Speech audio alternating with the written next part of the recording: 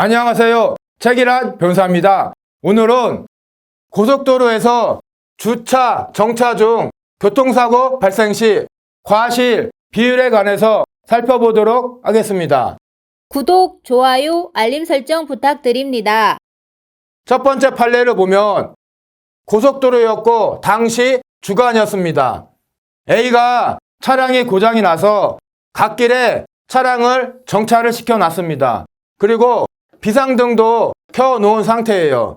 이런 상태에서 B 차량이 조향장치를 우측으로 급하게 조작하는 바람에 갓길을 침범해서 A 차량과 충돌을 했습니다.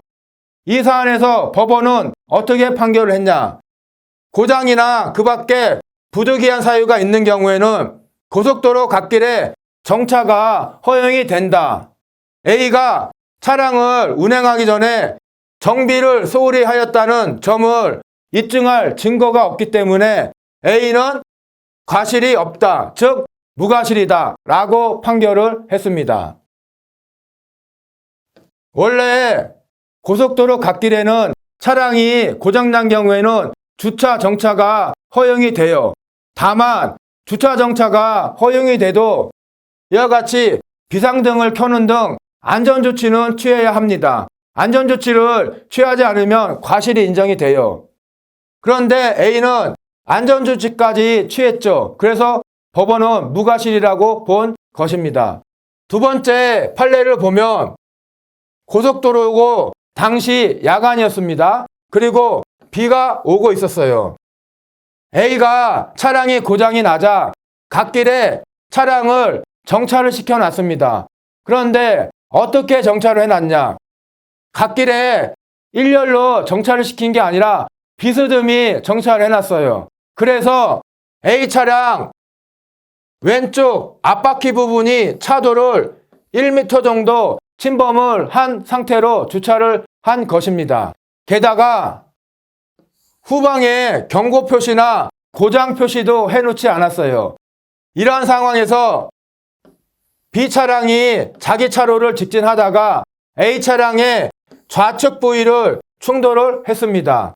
당연히 좌측을 충돌할 수밖에 없겠죠. 왜냐하면 A가 차량을 비스듬하게 주차를 시켜놔서 좌측 앞바퀴 부분이 도로를 1m 정도 침범해 있는 상태이기 때문에 B 차량이 A 차량 왼쪽 앞부위를 충돌할 수밖에 없었던 것이에요.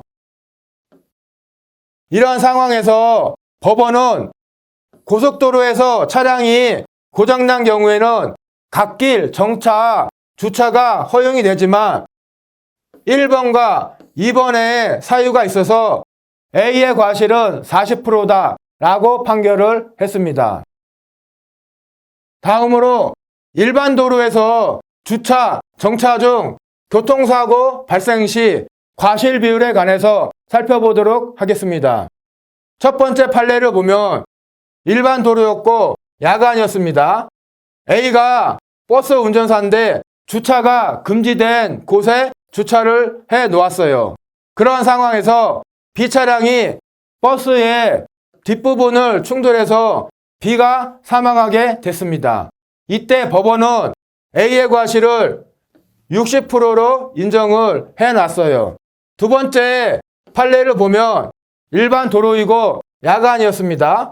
트럭 운전사인 A가 2차로에 차폭등 및 미등을 켜지 않고 주차를 시켜 놓았습니다. 즉 도로에 야간임에도 불구하고 차폭등이나 미등을 켜지 않고 불법 주차를 해 놓았던 것입니다. 이러한 상황에서 오토바이 운전사 B가 좌회전 금지구역에서 좌회전을 하기 위해 1차로로 차로 변경을 할 의도로 1차로상에 진행 차량이 있나 없나 뒤를 돌아보며 주행하다가 2차로에 주차되어 있던 트럭의 후미를 충돌한 것입니다. 이 사안에서 A의 과실을 40%로 인정을 했어요. 그런데 첫 번째 판례 사례와 두 번째 판례 사례를 보면 불법 주차한 A는 비슷비슷합니다. 상황이. 야간이었고 야간이었습니다. 그런데 왜 첫 번째 판례 사안에서는 불법 주차한 A의 과실을 60%나 인정을 했고, 두 번째 판례 사안에서 똑같이 야간이고 불법 주차했는데 A의 과실을 40%밖에 인정을 안 했죠? 그 이유를 살펴보면 B는 자회전 금지구역에서 자회전을 하기 위해서 차선 변경을 시도할 의도가 있었습니다. 즉, 처음부터 도로교통법 위반의 의도가 있었던 것이에요. 그리고 오토바이 운전자 B가 2차로에서 1차로로 차선을 변경하기 위해서 1차로 뒤에 차량이 오는지 안 오는지 그것을 살펴보기 위해서 뒤만 쳐다봤던 것입니다. 그러면 결국 B는 전방 주시 의무를 전혀 이행하지 않았던 것이에요. 첫 번째 판례 사례에서는 B는 최소한 전방 주시 의무는 어느 정도 이행을 했던 것입니다. 그러나 확실하게 이행하지 않아서 충돌 사고가 발생했을 뿐이에요. 그러나 이 사안에서는 오토바이 운전자 B는 전혀 전방을 주시하지 않고 뒤만 쳐다봤던 것입니다. 그래서 B는 처음부터 도로교통법 위반의 의도가 있었고, 두 번째로는 전방을 전혀 주시하지 않은 잘못이 있었기 때문에 두 번째 판례 사안에서 A의 과실을 첫 번째 판례 사안에서의 A의 과실보다 20% 낮은 40%만 인정을 한 것입니다.